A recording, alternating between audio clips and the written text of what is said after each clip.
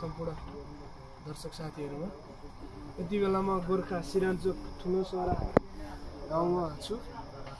पञ्चवलीमा हिजो आएको र त्यस लगत्तै हाम्रो शीतल दाइको गीत शीतल गुरुङ दाइको गीत यही सिरानचोकवासी दाइलाई प्रगतिको धेरै धेरै शुभकामना र दाइको गीत युके लन्डनमा भन्ने गीत मेरो समयमा बजाउन गइरहेको छु के कस्तो लाग्छ सुनेर अन्तिमसम्म सुनेर प्रतिक्रिया दिनु होला है।